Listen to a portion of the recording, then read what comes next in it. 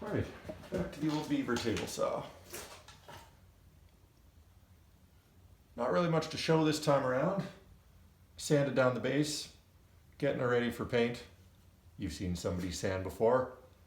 But while there's not much to show, I do have some tell that I want to do. So, looking around, you can see a project like this. It really isn't perfect. You know, somebody more attentive than me, maybe more ambitious than me, they would have, well, done something to have less of a rough edge along the top, cleaned it better, or maybe thrown it out and made an entirely new base.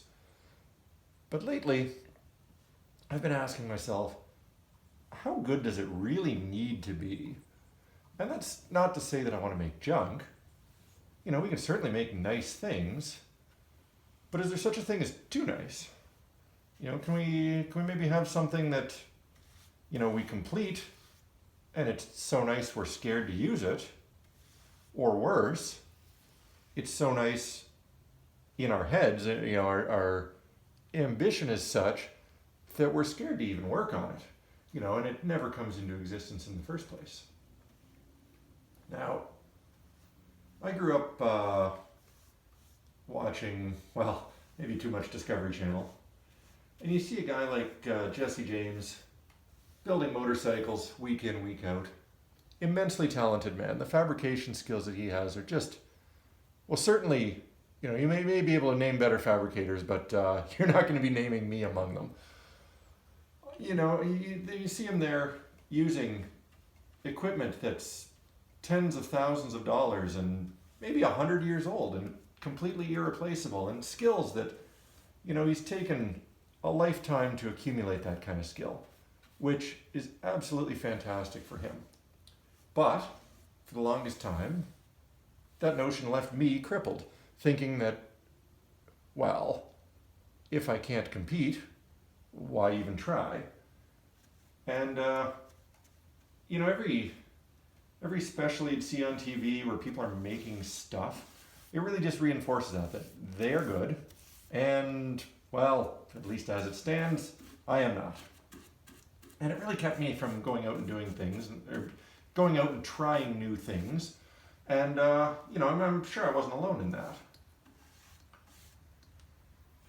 Then, and this is who I attribute it to anyways, a fellow like Adam Savage comes along, and boy, if Adam Savage ever watches this, if I get this wrong, please tell me. But, you know, with his background in movie props, where something's only got it has to look good enough in front of the camera, generally speaking, once. So it's got to look good. It's got to look good for a couple days of filming, and after that, it really doesn't matter. If it's really nice, it'll go, and you know, iconic. It'll end up in some sort of movie museum, but it probably won't. It'll just get thrown out, and that's the end of that. But the reality is, he's making some really nice stuff by sort of evaluating where the effort needs to go. And not only is he making nice stuff, but he's making it exceptionally quickly. And I looked and I thought, yeah, I can do that. That's empowering to say, you know, how good does it really need to be? And again, I can't stress this enough. It doesn't mean that I don't want to make things good. It's just that I don't want to make them overly good. So here we have our table saw stand.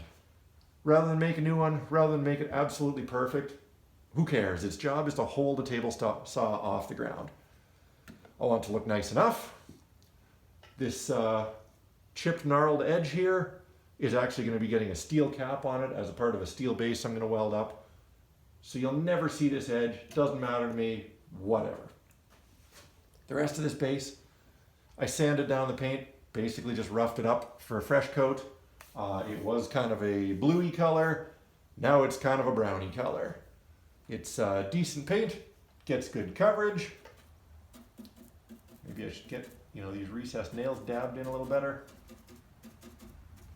Anyways, decent paint, gets good color, gets good coverage, and it kind of has that look of an older tool, which is sort of what I'm going for with this table saw anyways. I mean, the saw itself is probably 60 plus years old. So, yeah, it's all part of the look of the thing. And the important part when it all comes down to it is it's just going to be functional, right? It's just got a job to do. So do its job, look decent in the shop. That's all I need. This color, by the way, it's my favorite color, but not for reasons you might think. It's called neutral wheat, and I got it off the local school board. Turns out they were going to be repainting a public school. Somebody had ordered enough paint to do the entire school, and when it showed up, they realized that they ordered the wrong color. I don't know what color they ended up going with in the end, but basically they got gallons and gallons and gallons of this neutral wheat thrown out.